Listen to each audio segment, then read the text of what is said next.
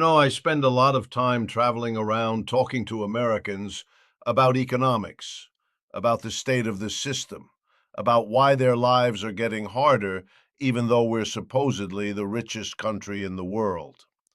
And I keep running into this fascinating contradiction that nobody in the mainstream media seems willing to address seriously.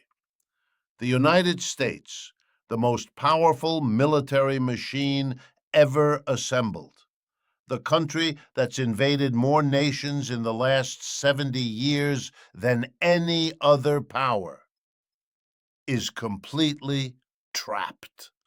It cannot invade Mexico. It cannot militarily dominate Mexico. It cannot even seriously threaten Mexico without triggering an economic collapse that would devastate American workers, American consumers, and the entire American ruling class. Now, before you dismiss this as some kind of outlandish claim, let me walk you through exactly why this is the case. Because understanding this reveals something crucial about the state of American capitalism in the 21st century. It reveals that the American empire, for all its military might, has backed itself into a corner. The very strategies that were supposed to ensure American dominance have created the conditions for American vulnerability. Let me start with some basic facts that you won't hear on cable news. Every single day, across the border between the United States and Mexico, goods worth more than $1 million per minute move in both directions. Think about that for a second. That's not a small number. That's not marginal trade. That's the lifeblood of the North American economy, and it flows through Mexico. Now, here's where it gets interesting. Approximately 80% of Mexican exports go directly to the United States. That means Mexico's economy is completely integrated into ours. But, and this is the crucial part that the economists don't want to talk about, American manufacturing is also completely dependent on Mexican labor and Mexican production. We're talking about nearly half of all American manufacturing inputs coming from Mexico. This isn't theoretical. This isn't speculation. When you drive an American car, you're driving something that's been touched by Mexican workers. When you buy electronics, when you purchase food in an American supermarket, when you use a computer or a phone, you're consuming products that were made possible through Mexican labor integrated into North American supply chains. This is the reality of 21st century capitalism. So I want to ask you a question, and I want you to really think about this. Why would the United States be able to invade this?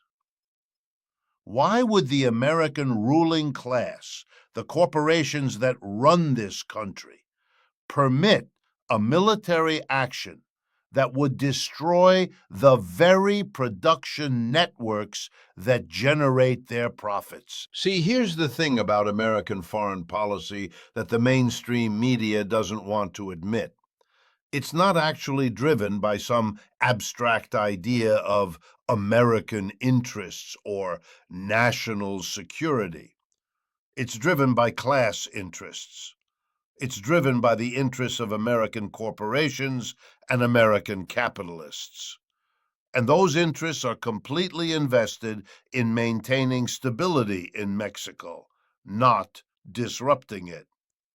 Let me give you a historical perspective that's really important here. In the 1970s and 1980s, American corporations faced what they considered a crisis. American workers had won through decades of struggle, through unions, through the civil rights movement, through working class organization, certain protections. They had health care, they had pensions, They had the ability to organize collectively. They had won standards of living that made manufacturing in the United States expensive for capitalists. Now, capitalists don't like expensive labor, so they did what capitalists do. They went looking for cheaper labor, and they found Mexico. But it wasn't just about labor being cheaper. It was about labor being cheaper and politically vulnerable. Mexico in the 1980s was dealing with massive debt crises, political instability, and a government desperate to attract foreign investment. So American corporations moved in. They moved their factories south. They integrated Mexican labor into their production processes. And they did this with the full support of the American government, which understood that this was essential to keeping American capitalism competitive on a global scale. Here's the crucial part. They didn't just move some production to Mexico. They moved the core production. They created supply chains where components are manufactured in one place, shipped to Mexico for assembly, then shipped back to the United States and on to consumers. Mexican labor became essential to American manufacturing. Mexican agricultural workers became essential to American food supplies. Mexican resources became integrated into American production.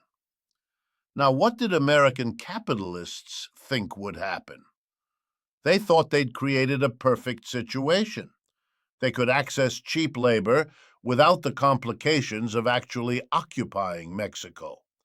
They could extract value from Mexican workers while appearing to help the Mexican economy through investment and trade. They could point to the jobs they created and say, look, we're providing employment. But here's where the contradictions of capitalism come in. And this is what I find absolutely fascinating from an economic perspective. The strategy that was supposed to ensure American dominance actually created American vulnerability. Think about it. If the United States invades Mexico tomorrow, what happens? First, yes, there's going to be military resistance. But more immediately, the factories shut down. The production lines stop. American consumers can't get the products they depend on. The supply chains that run through Mexico suddenly become non-functional. Within a week, you're looking at shortages of automobiles. Prices spike. The auto industry, which is crucial to American manufacturing employment, enters crisis. Within 2 weeks, food prices spike because Mexican agricultural products and Mexican labor can't reach American markets. Within a month, the electronics industry is in chaos because components made in Mexico aren't available. Within 6 weeks, you're looking at a genuine economic collapse. Now, I'm talking about not just a recession. I'm talking about a serious crisis that would make 2008 look mild. Stock markets would plummet, unemployment would spike, and most importantly, for understanding this from a class perspective, American workers would suffer enormously. This is the contradiction I want to emphasize. The American ruling class, the corporations, the wealthy, the people who control American foreign policy, cannot invade Mexico without devastating their own profit margins and triggering a crisis that would impact American workers even more severely. So they don't. They can't afford to. Now, you might say, well, Richard, the American government has invaded countries before, even when it wasn't economically rational. They invaded Iraq. They invaded Afghanistan. They've done plenty of irrational things. And you're right. But here's the difference. Iraq and Afghanistan and Libya, those countries weren't integrated into American capitalism the way Mexico is. You could invade Iraq without disrupting the American food supply. You could invade Afghanistan without shutting down American automobile manufacturing. You can't do that with Mexico. Mexico is different. Mexico isn't on the other side of the world. Mexico is here. It shares a border. It's integrated into the continental economy. Disrupting Mexico is disrupting yourself. So what this reveals is something really important about the current state of American empire. The American ruling class has been so successful at integrating global production that they've made themselves dependent on the stability of places they might otherwise want to dominate. They've created a situation where their own power has limits. Now let's talk about what this means for the relationship between the United States and Mexico going forward. Because the American government, and I want to be clear about this, by American government, I mean the state apparatus that serves American capitalist interests, faces a real dilemma. On the one hand, American corporations are making enormous profits from the current arrangement. Mexican workers are, on average, paid significantly less than American workers for comparable labor. The profit margins are higher. The return on investment is better. So American capital wants to keep the current system exactly as it is. On the other hand, the integration creates vulnerabilities. If Mexico becomes unstable politically, if there's a serious disruption to Mexican production, American supply chains break, and American capitalists hate that kind of uncertainty. So they want both. They want the ability to exploit Mexican labor cheaply, and they want Mexico to be stable enough that production doesn't get disrupted. It's a contradiction, and contradictions in capitalism don't get resolved. They just get managed, usually by putting more pressure on working people. This is why American policy toward Mexico has been what it is. On the surface, it looks like support for Mexican development, Mexican growth, Mexican stability. But underneath, it's actually ensuring that Mexico remains dependent on American investment, American markets, and American technology. It's a form of economic control that doesn't require military occupation. Now, here's where China enters the picture, and this is where things get really interesting. China looked at this exact situation, this integrated North American production network, this dependency on Mexican labor and resources, and said, how can we take advantage of this? Chinese corporations realized something brilliant. They could move to Mexico too. They could establish factories in Mexico, take advantage of the USMCA trade agreement. Remember, that's the treaty that says if something is made in North America, it gets favorable access to North American markets.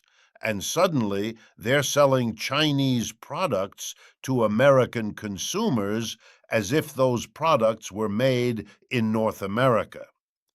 This is genius from a capitalist perspective. But it also completely undermines what the American strategy was supposed to accomplish.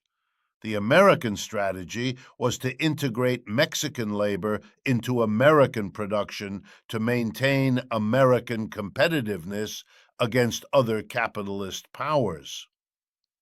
But by doing so, they created the opening for Chinese capital to do the same thing. They created a situation where Chinese products could come through Mexico and avoid American tariffs. Now, the American government complains about this constantly.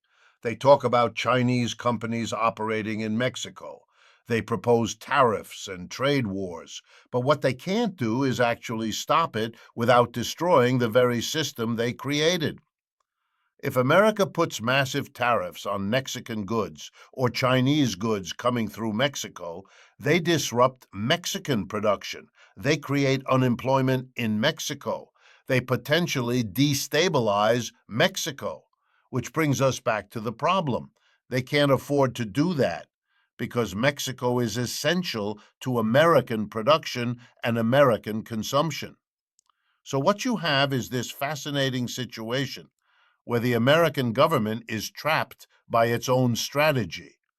The very logic of capitalist competition that led to the integration of Mexico into North American production now prevents America from using the full range of policy tools available to it. This is a perfect example of what I call the contradictions of imperialism in the 21st century. The old imperial model, the one that dominated the 19th and 20th centuries, was based on territorial conquest and military occupation. You send the army, you take the territory, you extract the resources. That worked when empires didn't need ongoing cooperation and production from colonized territories. It worked when empires just wanted to grab resources and ship them back. But modern capitalism requires something different. Modern capitalism requires integrated production networks. It requires that production happen where labor is cheapest and regulations are most favorable, and then everything gets shipped to consumers in wealthy markets. This requires stability. This requires that the colonized territory remains productive and functional. You can't conquer and occupy in this system because occupation disrupts production. So American capitalism created a new form of imperialism, economic imperialism. Instead of occupying Mexico militarily, they integrated Mexico economically. They made Mexico dependent on American markets. They ensured that American capital controlled the most profitable aspects of production. But in doing so, they also made themselves dependent on Mexican cooperation, Mexican stability, and Mexican production.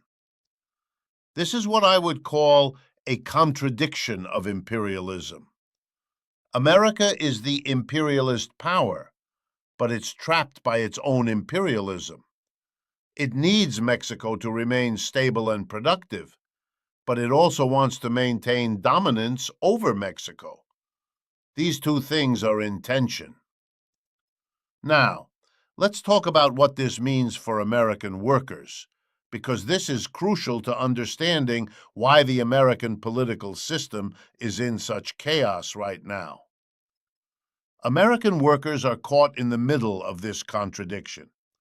On the one hand, American workers have benefited in certain ways from the integration of Mexico into North American production.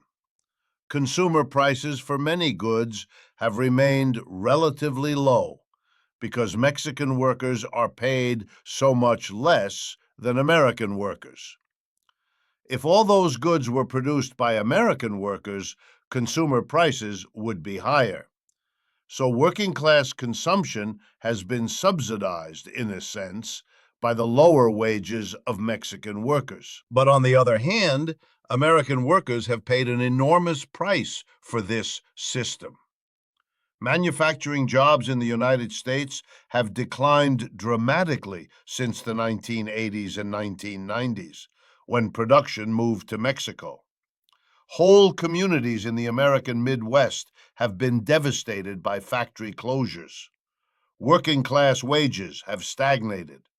The ability of American workers to organize has declined because employers could always threaten to move production to Mexico. So workers in the United States have experienced this as a loss of power, a loss of employment, a loss of dignity. This is class warfare, and we should call it that. The American ruling class attacked the American working class by threatening to move production to Mexico and elsewhere. They use the threat of relocation as a tool to crush unions, to lower wages, to eliminate benefits. The integration of Mexico into North American production wasn't an accident or a neutral development. It was a deliberate strategy to weaken working-class power in the United States. Now, you might think that American workers and Mexican workers would recognize this common interest against the capitalists who are exploiting both of them. And theoretically, that's correct. But actually, the system has worked pretty well to prevent that kind of solidarity. American workers are told that their problem is Mexican workers, that Mexicans are taking their jobs. Mexican workers are told that American workers are privileged and don't understand real exploitation. The capitalists sit back and watch the two working classes blame each other instead of recognizing that they're being exploited by the same system. This is divide and conquer at its finest. This is how the capitalist class maintains power, even as its power becomes more fragile and contradictory. Here's another aspect of this that's really important: the role of the American state. The American government doesn't appear to be doing capitalism's bidding, right? It appears to be neutral, or at least pursuing, quote, American interests in some abstract sense. But if you actually look at what the American government does, it's clear that it functions primarily to protect capitalist interests. Consider immigration policy. For decades, the American government has been relatively lenient on undocumented immigration from Mexico. Why? Not because they believe in open borders or because they're particularly progressive. It's because undocumented immigrants are cheaper labor. They have fewer protections. They can be threatened with deportation. They're perfect for capitalists who want to pay the lowest possible wages. Now, the rhetoric around immigration is always about border security or protecting American workers. But what's actually happening is that the American state is facilitating the movement of Mexican labor into the United States to keep wages down. Then, when it's politically convenient, when they want to appear tough on immigration, or when unemployment is high and they want to blame immigrants, they enforce deportations. This is the state managing contradictions on behalf of capitalism. The state can't actually solve these contradictions because they're inherent to the system, but it can manage them. It can use immigration policy as a valve to release pressure. It can blame immigrants for unemployment when the real cause is the system's tendency toward crisis. Now, let's talk about something that's really important in the current political moment: the rise of what I would call economic nationalism in American politics. You have politicians from both parties, but particularly from the right, talking about bringing manufacturing back to America, about withdrawing from trade agreements, about using tariffs to protect American industry. Now, I understand the appeal of this rhetoric to American workers. It sounds like someone is finally fighting for them. But from an economic perspective, it's largely impossible. Why?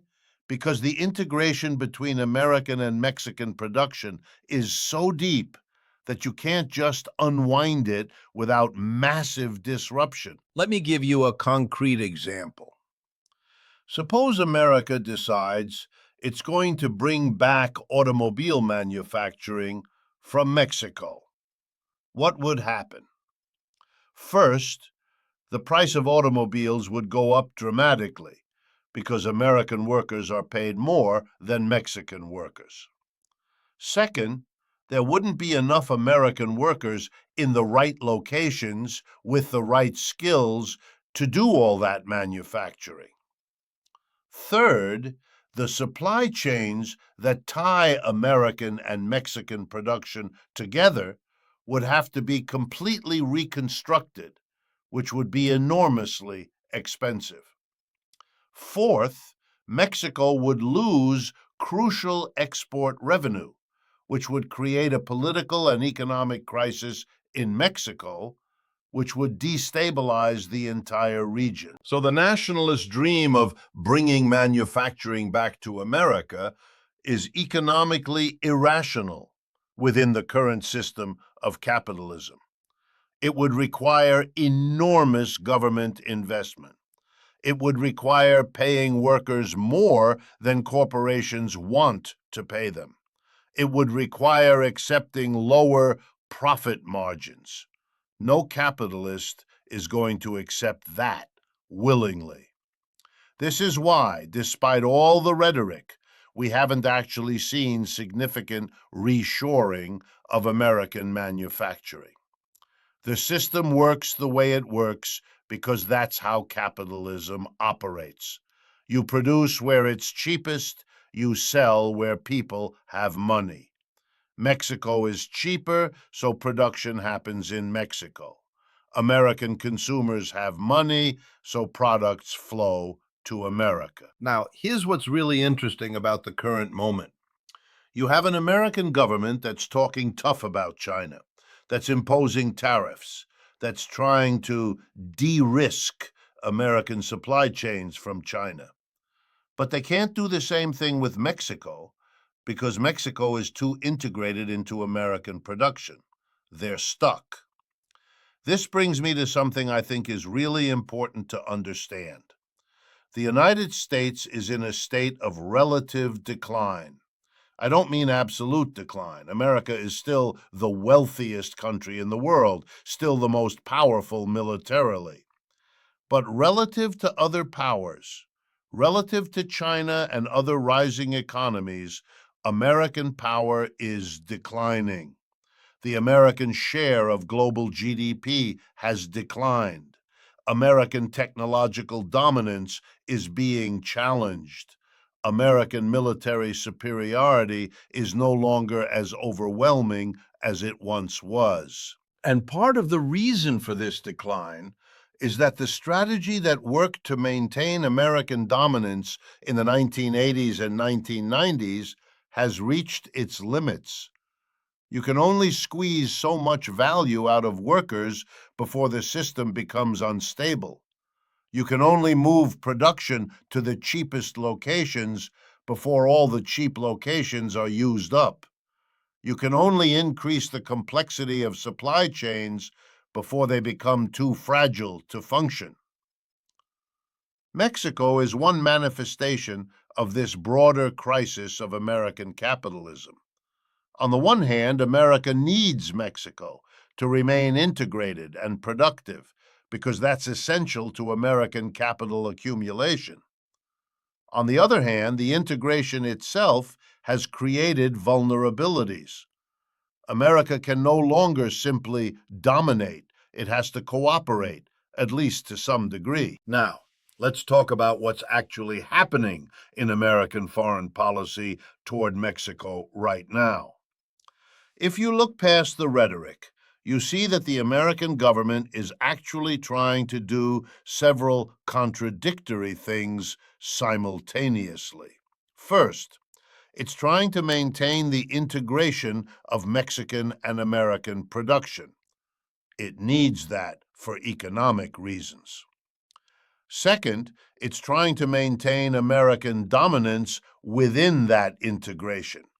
It wants American capital to continue to be the most profitable, most powerful force in the region. Third, it's trying to prevent other powers, particularly China, but also India, Saudi Arabia, and others, from establishing independent positions in Mexico. Fourth, it's trying to manage Mexican politics and society in ways that are favorable to American interests. It's using various tools: economic pressure, political pressure, even military pressure, to shape Mexican policy. But here's the thing. The more the American government tries to dominate, the more it drives Mexico toward other partners. China sees an opportunity and moves in. Russia sees an opening and starts building relationships. India sees an economic advantage and starts investing. And there's nothing the American government can really do about it without disrupting the system itself. This is another contradiction. American efforts to maintain dominance actually undermine that dominance by creating space for other powers to establish relationships with Mexico. Let me talk about another aspect of this that's really important: the role of debt and financial integration. The American government, through the IMF and World Bank and various financial institutions, has been able to exercise enormous control over Mexico through debt. Mexico takes on massive debt to finance development. Mexico then has to follow IMF structural adjustment programs to service that debt. Those programs generally involve privatization, deregulation, cutting social spending, and opening markets to American corporations. But here's the contradiction. As Mexico becomes more integrated into global capitalism, as it becomes more of a manufacturing hub, it actually generates more revenue and more foreign exchange. Mexico's exporters bring in dollars. This gives Mexico some leverage. Mexico can say to the IMF, actually, we're going to do things our own way because we have the export revenue to back it up. This is what López Obrador's government did to some extent. It rejected some of the neoliberal orthodoxy. It attempted to prioritize Mexican workers and Mexican farmers. It tried to develop some independence from American domination. Did it succeed completely? No, but it tried. And it was able to try because Mexico had some economic leverage based on its integration into North American production. So even financial imperialism has limits when production is integrated. You can't extract unlimited value through debt service if doing so would disrupt production. Now, let me address a question that I know is on a lot of people's minds. Could America actually use military force against Mexico? Like, put aside all this economic analysis. Couldn't America, if it really wanted to, just invade Mexico? The answer is yes, technically, militarily. America could invade, but it wouldn't be able to maintain the occupation. And more importantly, it would destroy the very thing it's trying to control. The American military is extraordinarily powerful, no doubt about it. If America decided to invade Mexico, it would win the military battle. But that's not how occupation works. An occupation requires cooperation from the occupied population. It requires that people continue to work, continue to produce, continue to supply food and water, and maintain infrastructure. If the Mexican population, Mexican workers, decided to not cooperate, the occupation would collapse. Moreover, an invasion of Mexico would trigger a regional and probably global crisis. Latin American countries would see it as an existential threat. They would either unite against it or try to find other protectors, which means they'd move closer to China or Russia. NATO would fragment. European countries have no interest in America occupying Latin America. The global economy would enter crisis. American capital would lose trillions. So no, America is not going to invade Mexico. Not because it doesn't have the military capacity, but because invading would cost more than not invading. Capitalism is about profit. If an action isn't profitable, capitalists won't do it. and invading Mexico would not be profitable. This brings us to something really fundamental about how imperialism works in the 21st century. It's not about military occupation anymore. It's about integration and dependency. It's about making sure that other countries need you more than you need them. But in the case of Mexico and America, the tables have turned. Now America needs Mexico more than Mexico needs America. That's the crucial shift. Mexico has other options now. Mexico can trade with China. Mexico can develop relationships with India, with Saudi Arabia, with other countries. Mexico can choose to some degree whether it wants to remain integrated with American production or move toward other partners. This doesn't mean Mexico is in a position of strength in any absolute sense. Mexican workers are still exploited. Mexican capitalists are still subordinate to American and global capital. But Mexico has leverage.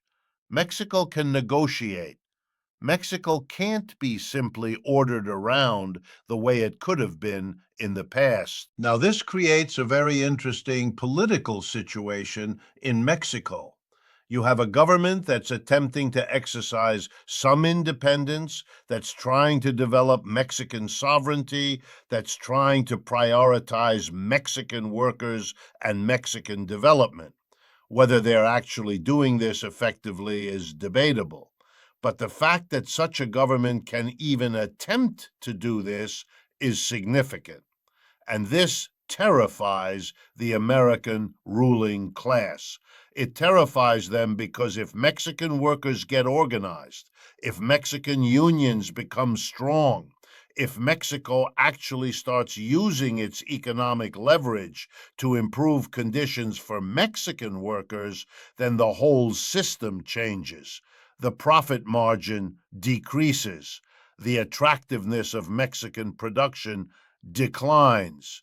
American capital has to either accept lower profits or find somewhere else to move to. But here's the thing. There's nowhere else to go. The world is already integrated. All the cheap labor locations are already exploited. You can't move to India or Vietnam or Bangladesh and magically find dramatically cheaper labor than what you're already paying in Mexico. The system has reached its limits. This is what I think is the most important implication of this analysis. We're looking at a capitalism that has exhausted its options.